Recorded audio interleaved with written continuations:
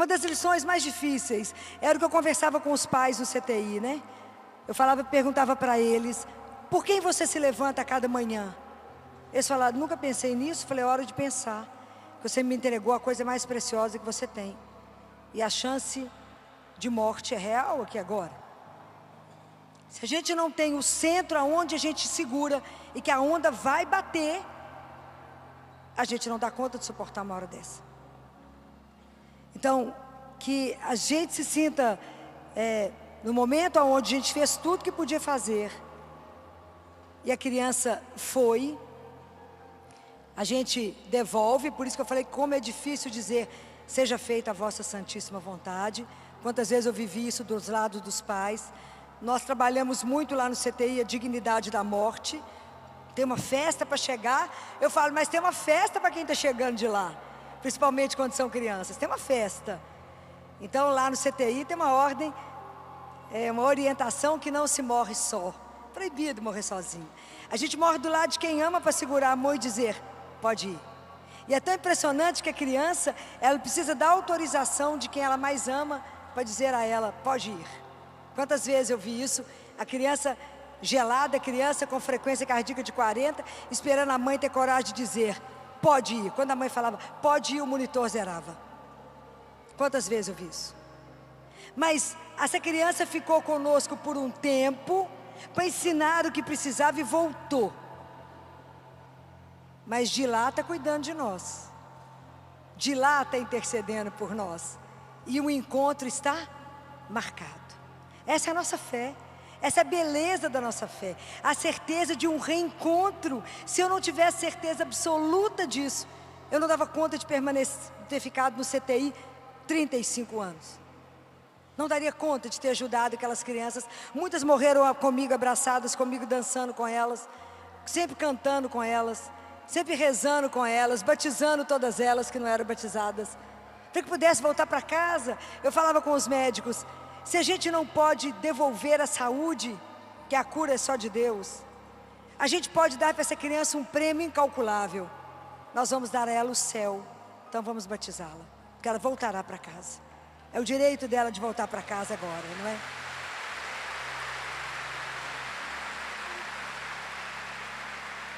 Então eu digo para vocês,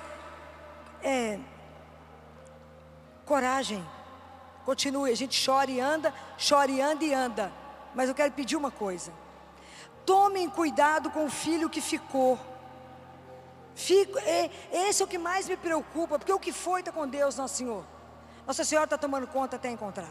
Mas o menino que ficou, porque a gente fica tão voltado na dor por causa do outro, que eu esqueço e eu posso perder os dois. O outro tem uma história para cumprir. O outro eu preciso de ajudar a cumprir o desígnio de Deus na vida dele. E eu tenho um marido para continuar cuidando. Eu tenho uma família, eu tenho uma missão, eu tenho uma profissão. Não é brincadeira o que eu estou falando, mas é preciso prestar atenção no filho que ficou. Porque o filho que ficou começa a pensar assim, uai, quem sabe se eu que tivesse morrido, minha mãe estava mais feliz. Nós perdemos recentemente uma menininha, e quando a mãe chegou, eu encontrei com a família na igreja, e o menino estava com a camisa de futebol com o nome da menina. Eu chamei a mãe e falei, vem cá, tira isso agora. Ele tem a história dele, a vida dele não é carregar a imagem da irmã. Ele tem a história dele para cumprir. Senão a gente fica sempre parado no dia da morte. A morte já foi dolorosa demais, mas ela passou. A vida tem que continuar. A gente anda e chora, mas anda.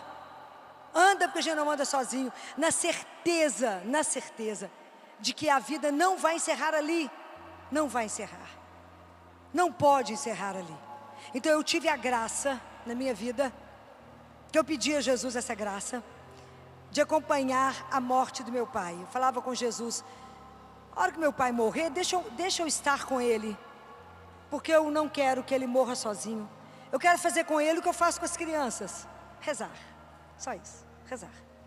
Porque Jesus ensinou para Santa Faustina que se a gente rezar o texto da misericórdia diante daquele que está em agonia, ele encurta o tempo.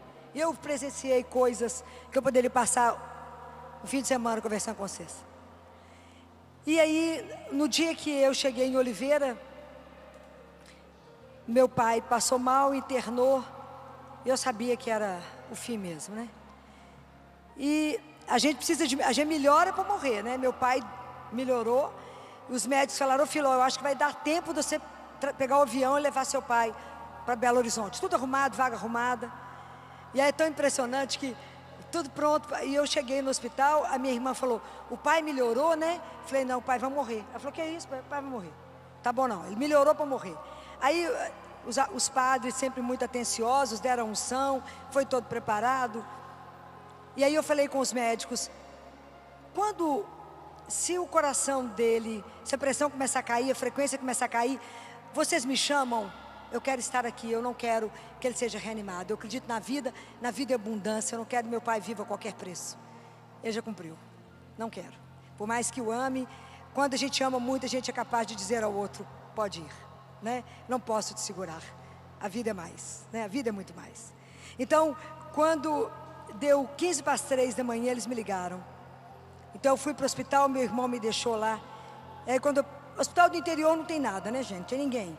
Passei na porta da capela, fui lá no Santíssimo e falei com Jesus: ô Jesus, hoje é um momento tão difícil, achei que eu não ia dar conta desse momento, então eu vim pedir ao Senhor que me dê a mão, vai comigo, porque eu vou ter que devolver meu pai para o Senhor. Vão comigo, se o Senhor estiver comigo, eu não terei medo, porque eu sei da sua santíssima presença. Então eu fiquei, quando eu cheguei lá, a pressão dele era 1, tomando adrenalina, dobutamina, que é a confusão de CTI. E eu fiquei do lado dele, falei com o médico: vocês vão manter esses remédios? A pressão dele é 1, ele não responde a mais nada, frequência caindo. Ele falou, não posso fazer isso. Aí eu desliguei os remédios, fiquei 3 horas em oração com ele, 3 horas, sem tirar o pé. A paixão da vida do meu pai era Maria, e ele dizia, era a educadora dele. E aí eu fiquei rezando com ele e disse para ele 3 frases. Primeira, porque existe, a gente entra em trabalho de parto para a alma, não é? A alma nasce. A primeira contração dele, que é igual de uma grávida, eu falei com ele, está na primeira carta de João: pai, se teu coração te condena, Deus é maior que teu coração. A segunda, eu falei com ele: não se preocupe com a mãe, nós vamos cuidar. E o Senhor não se preocupe, missão cumprida, porque a maior herança que um pai deixa para o filho é a fé. Dinheiro ele vai trabalhar para ter. A fé, a gente vai vencer o mundo. E a terceira frase que eu quero encerrar é: pai, não tenha medo de nada, de nada, de nada. Você vai encontrar com seu pai, não é um padrasto, porque não fomos feitos para a dor, fomos feitos para o amor. E a última palavra da nossa vida não é dor, é ressurreição. Não é morte. Não nascemos para morrer, nascemos para voltar para casa e nascer para o Pai. Então,